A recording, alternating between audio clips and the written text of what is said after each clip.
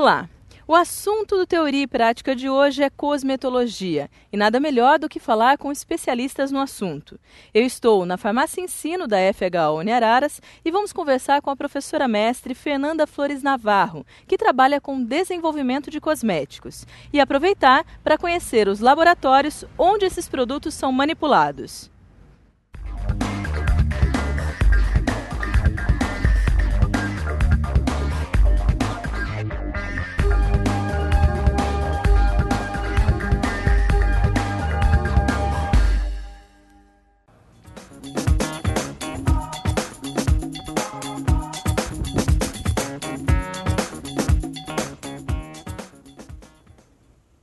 Olá, professora Fernanda. Olá, tudo bom? Tem um minutinho para conversar conosco? Lógico. Nós viemos para a Farmácia Ensino da FHA Uniararas e para conhecer um pouco sobre cosmetologia. Eu sei que você trabalha com desenvolvimento de cosméticos. Isso mesmo. Mas eu pude observar que aqui é o corredor dos laboratórios. Sim. E como funcionam? Todos eles normalmente são usados para cosmetologia ou não? Cada um tem uma função? Eles são todos interligados. A partir do momento que é desenvolvido ou preparado um cosmético, a gente precisa atestar a qualidade e segurança desse produto. Para isso, nós precisamos de testes de controle de qualidade microbiológico, então temos um laboratório de microbiologia e um laboratório de controle de qualidade físico-químico. Eles não podem existir no mesmo espaço, porque são testes bem diferentes, por isso que nós temos vários laboratórios. Mas de qualquer maneira, mesmo separados, são interligados? Sim, um depende do outro. Certo. E nesse momento tem alguém manipulando alguns cosméticos? Nós temos uma farmacêutica e 2 estagiários. E nós conseguimos saber, olhar, observar? Sim, vamos até lá e a gente se paramenta e entra. Por favor. Professora, existem procedimentos que normalmente são necessários? Porque eu vejo que tudo é muito cheio de regras, né? Sim. Na verdade são chamadas de boas práticas. Então existe uma legislação da Agência Nacional de Vigilância Sanitária que diz respeito a tipo de pintura, tipo de chão. Então, por exemplo, o canto tem que ser arredondado, não se pode varrer aqui dentro, é só lavagem. Essa lavagem tem que ser registrada em fichas de registro. Tudo isso para evitar realmente qualquer tipo de contaminação nos produtos desenvolvidos aqui dentro. Certo. E para entrar no laboratório, o que a gente precisa fazer? Bom, de acordo com as boas práticas e as normas de biossegurança, para trabalhar dentro de um laboratório de produção, os estagiários, os farmacêuticos, eles estão totalmente paramentados. Roupa branca, jaleco, máscara, luva, touca. Como nós não vamos manipular, vamos apenas observá-los, nós vamos colocar a touca para evitar qualquer tipo de contaminação. Então, eu vou precisar da sua ajuda, então. Sim, eu vou colocar a minha e te ajudo.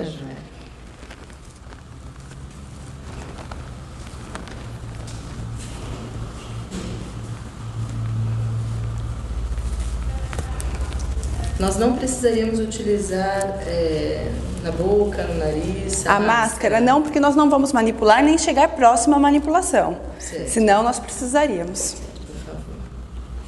Tem que aprender, né? Porque... Inclusive devemos proteger até a orelha, então nem nossos brincos podem aparecer. Nada? Não. Na verdade, o farmacêutico, o estagiário, quando manipula, existem regras rígidas quanto a não poder usar esmaltes escuros, brincos grandes, maquiagem, tudo isso também evitando qualquer tipo de contaminação nesse produto que está sendo desenvolvido. Certo, entendi. Tá certinho? Só esconde o brinco. Isso, perfeito. Certinho? Certinho. Então tá já, agora a gente pode entrar. Então vamos lá.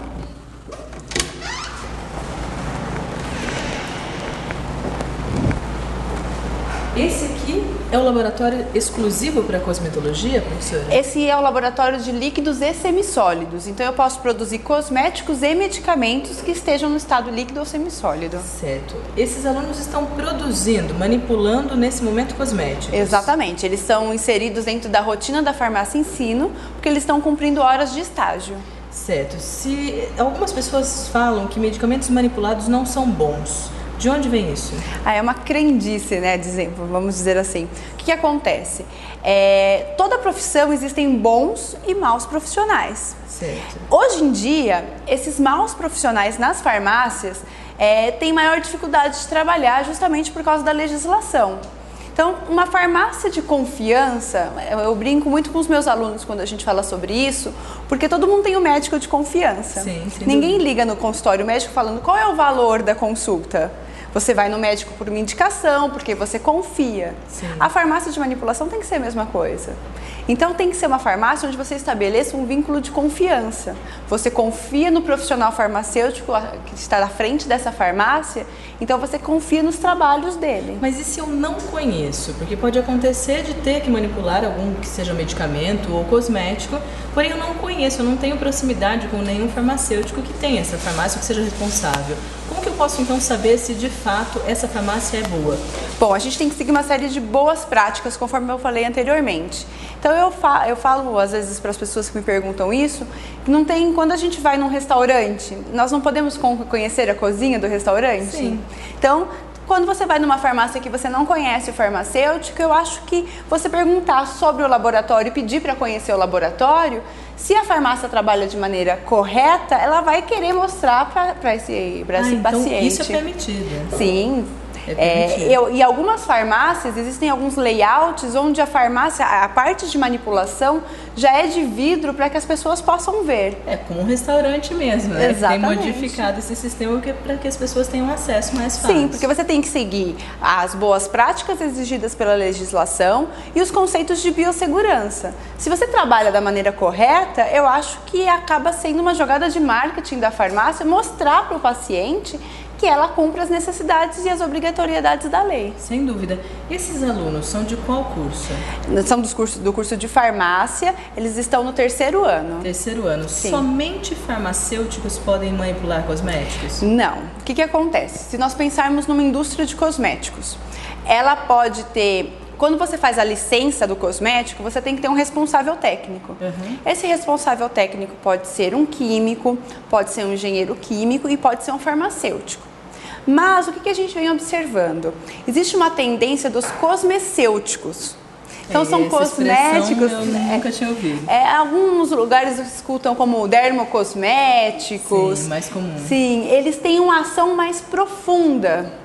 Justamente por essa ação mais profunda é que houve a junção da palavra cosmético com medicamento, cosmecêutico. Certo, entendi. E aí, esse tipo de cosmético, ele só pode ser registrado por um farmacêutico. Normalmente, esteticista usa bastante. Sim. O esteticista não pode manipular. Não, o esteticista tem que conhecer princípios da cosmetologia porque ele vai aplicar o cosmético.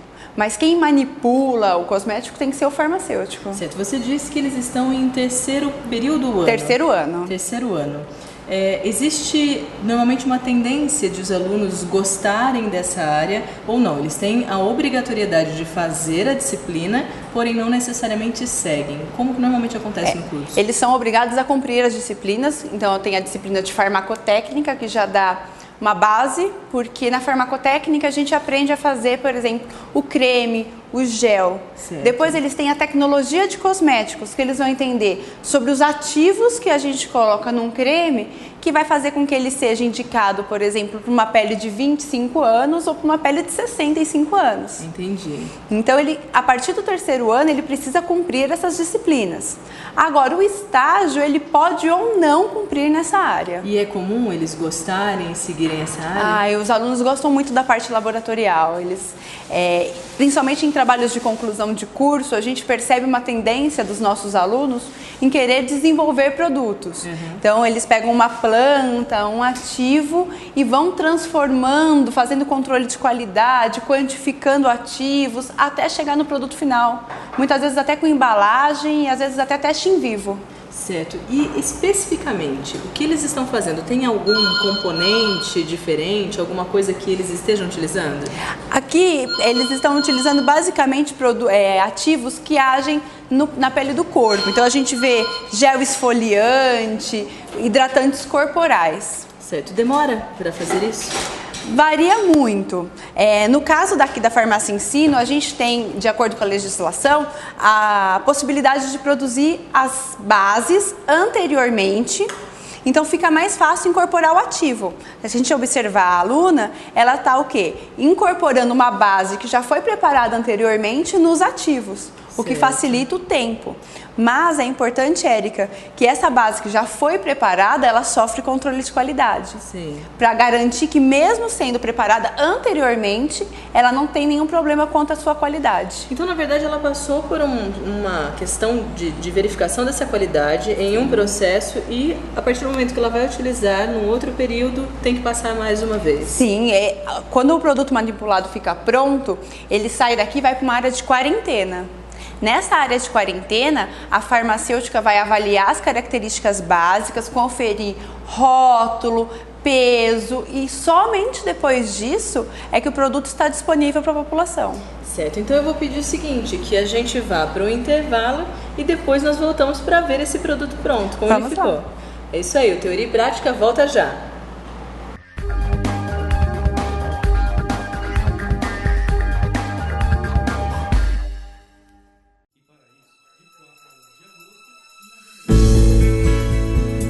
Hoje vejo que fiz a escolha certa.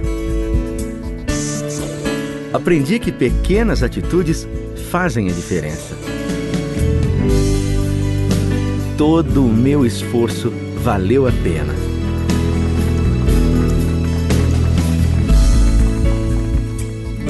FHO Uniararas. Você é o que você escolhe.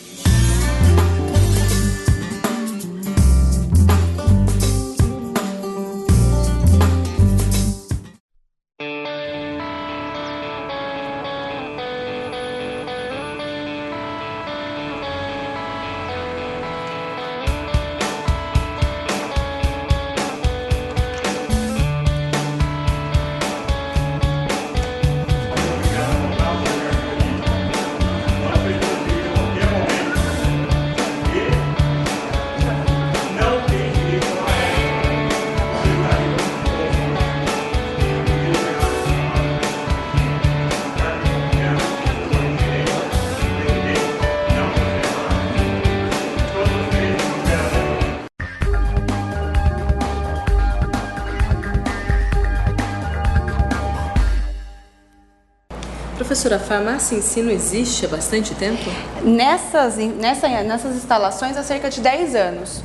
Então, antes a farmácia ficava no prédio central e era baseada na dispensação de medicamentos. Aí, né, agora com produção e controle de qualidade há cerca de 10 anos. E isso é fundamental para o curso? Ah, muito. E é a menina dos olhos do curso, né? Sim. Os alunos entram no primeiro ano e quando conhecem a farmácia ensino, a gente fala que é um caso de amor à primeira vista. E se mantém no curso. Sim, e desde o primeiro ano a gente tem uma disciplina chamada Introdução à Farmácia, que a partir do primeiro ano ele tem aulas práticas aqui.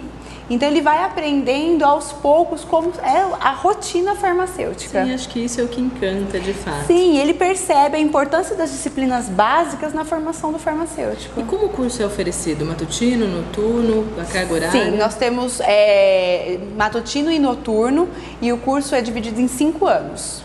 Tá. Antigamente ele era em menos tempo? Sim, antigamente ele era oferecido em 4 anos. O que acontece? O MEC, junto ao Conselho Federal de Farmácia, ao Conselho Regional de Farmácia, eles orientam que o farmacêutico deve ser generalista.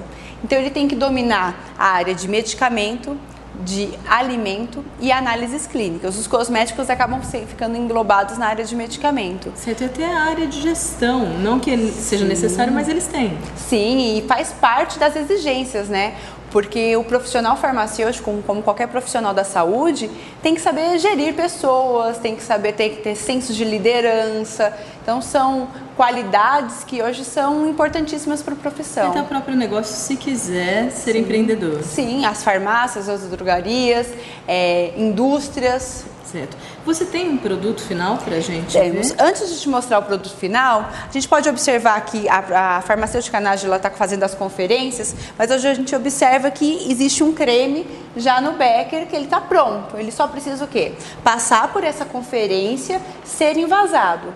Depois que ele é envasado, ele recebe a etiqueta, a rotulagem, que também tem uma série de legislações que informam como tem que ser essa rotulagem, porque ele tem que ser rastreável. Certo. Então eu tenho que conseguir, a partir de um código que consta nesse rótulo, puxar toda a cadeia produtiva. Quem fez, quem conferiu, quem participou do controle de qualidade. Isso principalmente porque se der algum problema, você consegue saber onde foi e se precaver com outros. Exatamente. Então é uma garantia da qualidade importantíssima. E com isso, as fichas de registro, elas vão recebendo as assinaturas. Quem pesou, quem produziu, quem controlou. Certo, tem todo o controle. Qual é a tendência ou os produtos que são mais procurados hoje em dia? Geralmente os produtos anti-aging, então para envelhecimento, são muito utilizados, até porque a indústria a cada 2, 3 meses lança novos ativos e a mídia se encarrega da publicidade. Sim. Mas eu também digo que a tendência nos cosméticos obedecem a essa sazonalidade. Por exemplo, agora no verão, muito difundido e muito procurado são os filtros solares. Sim, é verdade. E às vezes as pessoas dizem assim, eu comprei um filtro solar que não funcionou. E o profissional farmacêutico, ele está ali para orientar. Porque não basta utilizar o filtro solar.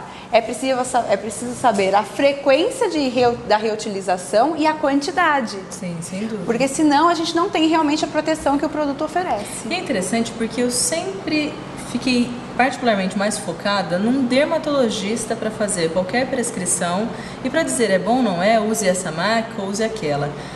Você disse que o farmacêutico hoje ele tem autonomia para fazer esse tipo de prescrição? Sim, se for uma prescrição de um cosmético que não envolva uma patologia, né? Às vezes algumas pessoas procuram um dermatologista por problemas, às vezes, de câncer de pele. Sim. Nessa situação tem que ser realmente o médico. Mas em meados de agosto de 2013, o Conselho Federal de Farmácia, ele publicou uma lei onde te dá o direito ao farmacêutico de realizar a prescrição farmacêutica. Sim. Essa prescrição farmacêutica ela é feita tanto para medicamentos isentos de prescrição, como para cosméticos e fitoterápicos. Então tem uma linha que pode ir até ali o limite. Sim, e nós, como profissionais da saúde, temos que saber até onde nós podemos orientar e indicar e prescrever um cosmético e quando é o momento de encaminhar para um clínico. Sim, sem dúvida. Temos aí também alguns perfis de pessoas. Então, acredito, é a minha percepção, que mulheres buscam mais produtos de cosmetologia. Isso é real? Hoje em dia, não tanto. Hoje está bem dividido, porque os homens cada vez mais se preocupam com os cosméticos. Até pouco tempo atrás, a gente brincava nas aulas de cosmetologia que os homens gostavam de usar só sabão, porque usavam sabonete para lavar o rosto, sabonete para lavar o cabelo. Isso não existe mais. Hoje em dia há uma preocupação, porque ninguém quer envelhecer. Sim, ou as pessoas querem envelhecer bem. E aí houve uma tendência da indústria, porque um hidratante desenvolvido para a pele feminina não é adequado para a pele masculina. Isso que eu ia te perguntar, são distintos? São, devido à preferência deles e devido à composição da pele. Sim. Os homens, eles têm mais pelos, eles têm mais glândulas sebáceas, então eles dão preferência por produtos refrescantes. Então você pode observar que, por exemplo, gel pós-barba, ele geralmente tem aquela sensação de refrescância, ele já é um gel transparente, de fácil aplicação, de toque seco. Então a gente consegue unir as necessidades fisiológicas com a necessidade de gosto, de preferência desse público. E a relação até de crianças e idosos também tem algumas particularidades? Tem, nós temos que tomar alguns cuidados. Por exemplo, em caso de repelentes. Muitas mães às vezes vêm até a farmácia buscando repelente para os filhos, por causa do risco de dengue, por exemplo. Existem alguns produtos que não são indicados para criança. Certo, então, mas aí o farmacêutico é quem vai dizer que não pode. Sim, o profissional farmacêutico ele tem habilitação para isso. Mostrar que determinados produtos não são indicados para crianças menores de 2 anos, outros produtos podem ser usados, por exemplo, para crianças menores de 6 meses. No caso de idosos, a gente tem que tomar cuidado por causa do tipo de pele. Ele vai ficando com uma pele cada vez mais fina, então com maior risco de dano, de fissura. Assim. Exatamente. Certo. E se nós pensarmos em relação ao próprio cosmético que é utilizado aqui na instituição, existe alguma precaução maior além dessas que você já falou? Sim, a gente tem que ficar bem atento com o risco de alergia, porque às vezes a alergia a alguns ativos, alguns medicamentos, as pessoas não sabem que tem. Sim. Então qualquer vermelhidão, coceira, ficar atento e procurar o farmacêutico para maiores informações. E última pergunta, qualquer produto que tenha uma marca, ele pode ser manipulado? É possível pegar a fórmula dele e manipulá-lo? Nem todos. Existem alguns ativos que ainda sofrem patente. Então quando um ativo é desenvolvido, ele é patenteado. Então você não consegue adquirir para produzir esse cosmético aqui. Mas existem, eu costumo falar para os alunos ou para as pessoas que perguntam sobre isso, que às vezes a gente não consegue fazer exatamente igual, mas nós temos muitos ativos disponíveis, então nós conseguimos fazer um produto muito semelhante. Certo. Professora, muito obrigada pela sua participação, por todo esse esclarecimento e, é lógico, desejo que muitos outros farmacêuticos venham para a área de cosmetologia. Obrigado a vocês, a gente está à disposição para qualquer esclarecimento. Obrigada. É isso aí, esse foi o Teoria e Prática com o assunto cosmetologia, com a professora mestre Fernanda Flores Navarro. Até a próxima!